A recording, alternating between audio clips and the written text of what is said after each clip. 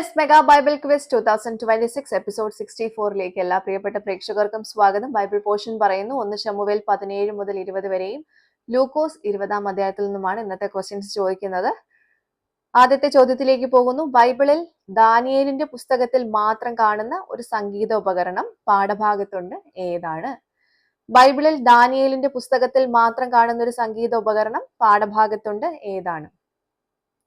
രണ്ടാമത്തെ ചോദ്യം, സൈന്യ താവളം അല്ലെങ്കിൽ പടവീട് എന്നർത്ഥം വരുന്ന ഒരു പദം പാഠഭാഗത്തുണ്ട്. ഈ പദത്തിനകത്ത് ഒരു ശരീര അവയവവും കാണാം. ഏതാണ് പദം? സൈന്യ താവളം അല്ലെങ്കിൽ പടവീട് എന്നർത്ഥം വരുന്ന ഒരു പദം പാഠഭാഗത്തുണ്ട്. ഈ പദത്തിനകത്ത് ഒരു ശരീര അവയവവും കാണാം. ഏതാണ് പദം? മൂന്നാമത്തെ ചോദ്യം, നീതിമാന്മാർ എന്ന് അഭിനയിക്കുന്നത് ആര്? നീതിമാന്മാർ എന്ന് അഭിനയിക്കുന്നത് ആര്? നാലാമത്തെ ചോദ്യം, ഭിത്തിയിൽ തറച്ചത് എന്ത്? ഭിത്തിയിൽ തറച്ചത് എന്ത്?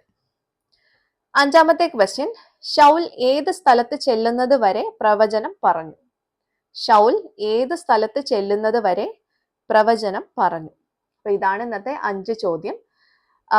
കറക്റ്റ് ആയിട്ടുള്ള ആൻസേഴ്സ് താഴെ കാണുന്ന വാട്സപ്പ് നമ്പറിലേക്ക് വിത്ത് റെഫറൻസ് അയച്ചോളൂ. ഈ ക്വസ്റ്റ്യൻസിന്റെ ആൻസേഴ്സ് നാളെ റിവീൽ ചെയ്യുന്നതായിരിക്കും. അപ്പൊ നമുക്ക് നാളെ ആൻസേഴ്സുമായിട്ട് വീണ്ടും കാണാം. Till then, it's me, Angel, signing off. Bye and take care.